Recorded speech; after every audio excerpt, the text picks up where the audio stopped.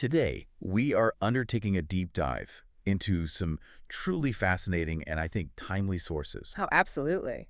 They focus on the fundamental psychology of how we form unity and, maybe more importantly, Mm. how we get fractured into division. Right. We're really going to be dissecting a dark art, the weaponization of our most natural, deeply ingrained emotions. And it is more relevant than ever. I mean, in a world that's so defined by global information networks, increasing diversity, Mhm. you know, diversity in values, beliefs, conflict is often a given. Yeah. And what these sources reveal is that our innate desires for unity, our aversion to chaos, they're not just psychological traits. They're active levers that are, well, they're exploited. So our mission here is really to pull back the curtain. Yeah. We want to dissect precisely how your need for connection and that corresponding fear of separation are leveraged by people aiming for power or profit or just control. And the central question for you, the listener, is a challenging one. It is. When you look at your own beliefs, your own actions, your loyalties, to what extent are they being subtly guided by those who stand to gain at your expense? To answer that, though, we need a framework. We do. We have to start by distinguishing between, say, genuine influence that fosters positive change. Think of it as guidance and manipulation, which is specifically designed to control and sow conflict. Okay, so let's unpack this with Section 1, the spectrum of manipulation. The sources really emphasize that unity and division aren't static, No, not at all. They're dynamic. They're actively managed. and those shifts are usually driven by individuals or groups with, well, with self-serving agendas. And they do it using very careful language, persuasive techniques, and sometimes just raw power. But it's crucial to understand that not all influence is malicious. Right. We see this concept of positive manipulation, which I know it sounds like an oxymoron. It does, you. But if we define it broadly as influence toward a specific outcome, the positive form is rooted in empathy and transparency. It's aiming for a mutual benefit, a win-win. Can you give me a concrete example of that positive side in action? Sure. Imagine a corporate leader. Instead of threatening the team with layoffs to hit a deadline, which is, the negative approach. The fear-based approach. Exactly. Instead, they strategically highlight the growth opportunities, the shared success that achieving the goal will bring. That's influence applied positively. It elevates the shared goal. But based on the sources, isn't there a risk that what starts as positive influence can, I don't know, slide into negative manipulation? Where does that line get blurry? It blurs the moment transparency is lost. The moment the intent shifts from mutual benefit to singular control. That's the line. And that's negative manipulation. It's purely about controlling your thoughts and perceptions. For the benefit of the few. And the sources outline a frightening arsenal of techniques here. Oh, absolutely. The list includes things like avoidance, selective messaging. Telling you only what serves their narrative. Right. And outright denial, twisting facts, retaliation, transferring blame, and of course, gaslighting and spreading misinformation. And when these tactics are applied on a social level, scientists call it social reasoning. That term, social reasoning, sounds so clinical. What does the outcome of that actually look like in the real world? It results in a homogeneous group consciousness, or just to put it simply, total groupthink. An echo chamber. A complete echo chamber. It's an environment that's just devoid of critical thinking. Internal dissent becomes nearly impossible because if you disagree, you risk being pushed out. That makes perfect sense for external pressures. Right. But the sources also introduce this other form, self-manipulation. Ah, yes. This is when external pressures lead us to internalize limiting beliefs. We start to engage in self-sabotaging behaviors that actually do the manipulator's work for them. So we perpetuate the division ourselves. We do. It's the ultimate vulnerability they're looking for when you start doing their work for them. We see this when someone achieves success and then immediately undermines themselves, right? They go back to complacency because the new reality feels threatening.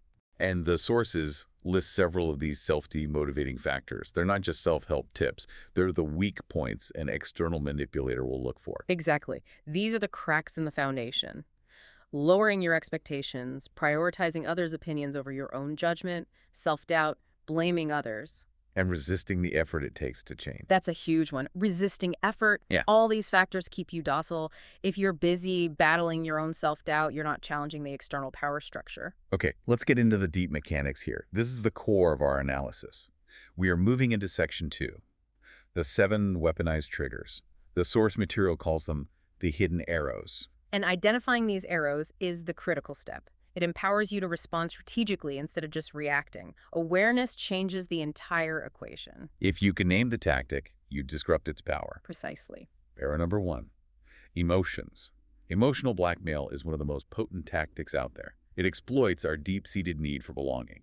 And our social identity, guilt, fear, humiliation, shame, all to compel compliance. The primary mechanism here is leveraging that social identity. How so? Manipulators create a strong in-group identity that is unified against an out-group. They play on sympathy, often painting themselves or their group as the victim. Which gains support without accountability. Exactly. And when they want conformity, they use silence or they ignore people. That threatens our fundamental human need to belong. The sources provide a very clear modern example of this.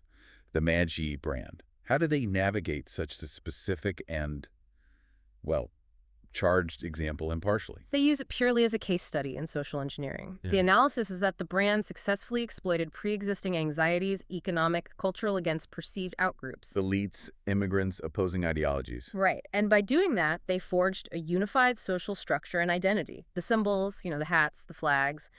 They cultivated this powerful sense of pride and unconditional belonging, effectively created a new political identity that resonated on a deeply emotional level. That intense emotional loyalty leads us perfectly to arrow number 2, fear. If emotional bonding is the glue, fear is the foundation. It taps directly into our ancient fight-or-flight instinct. It's rooted in past trauma or purely imagined future threats. And this is where the neuroscience comes in. The sources point out that neuroscientists suggest humans are probably the most fearful creatures precisely because of our capacity to create fear in our own minds. So we don't just react to the lion, we react to the idea of the lion. Exactly. The idea of the lion being out there. This allows for indoctrination from a really early age, parental disapproval, Santa Claus, divine judgment. And later, political threats or a media-driven moral panic. And when the media uses negative bias, which we know they do because negative news just triggers a stronger response in our cerebral cortex. It's stickier. It's much stickier. And the implication of that is that it creates these echo chamber. The negative fear-inducing content resonates stronger, so it gets shared more, prioritized by algorithms, and it's easier for you to recall. So you're more likely to believe the next fearful story. Especially if it aligns with biases you already have. The ultimate control is managed by keeping the population constantly focused on an external and usually manufactured threat. Okay, so if fear is the foundation, what happens when that fear hardens and becomes directed at a specific target? That brings us to arrow number 3, hatred. Hatred is perfect. Well, it's intense dislike that breeds conflict by denying any other source for the feeling other than the existence of the other. It's the ultimate weapon of division. Exploiting prejudices, race, religion, ideology to create that us versus them social order. And the critical function of hatred, as the sources detail, is to dehumanize the target group. Why is dehumanization so essential to the manipulator's goal? Well, it strips the target of dignity and power, yes, but its most critical function is actually diversion. Diversion. Yes, if the in-group is completely preoccupied with hating the out-group, they are fundamentally incapable of focusing their critical energy on the people actually seeking to control them, the manipulators at the top. The data on this is just sobering. In 2023, there were over 1,300 hate groups in the U.S., and over half of hate crimes were motivated by race or ethnicity. And historically, you look at Hitler's rise. It was built on systematically targeting groups, Jews, communists, using manufactured fear and hatred. And it led to genocide, where supporters, through this group consciousness, saw absolutely nothing wrong with these horrific actions.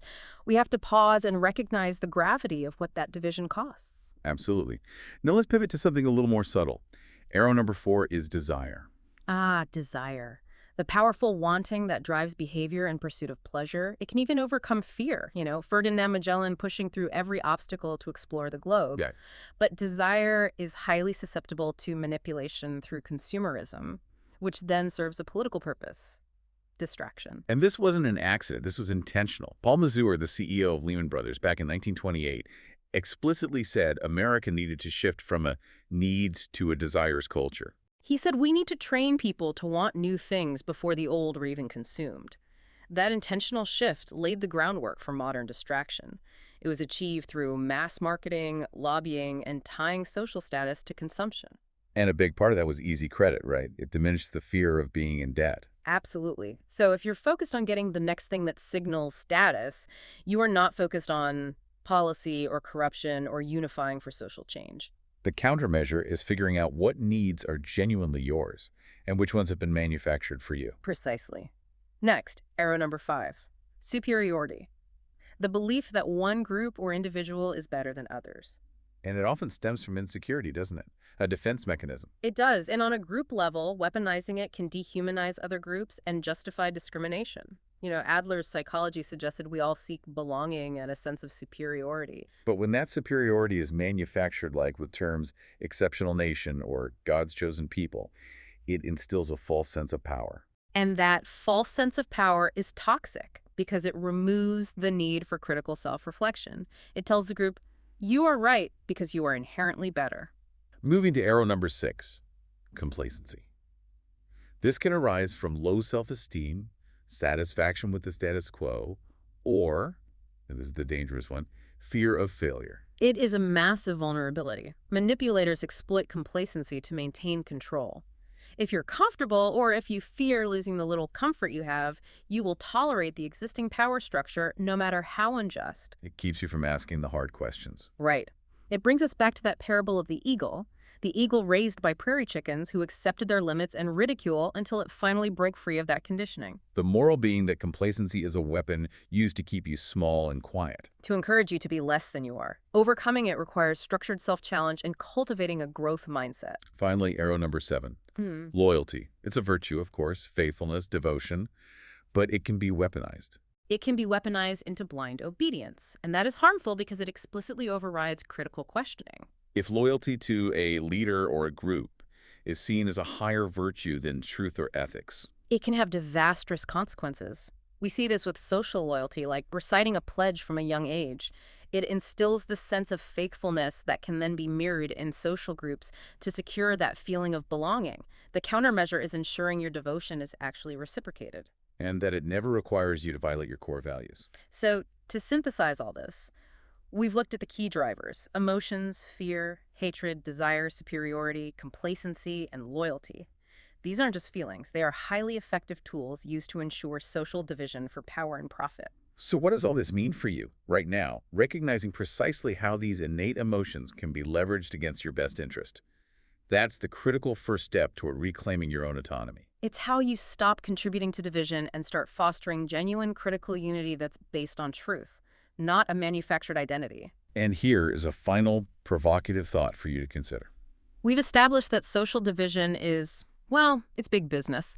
And we know that consumerism was strategically created to distract us by shifting us from a needs to a desires culture.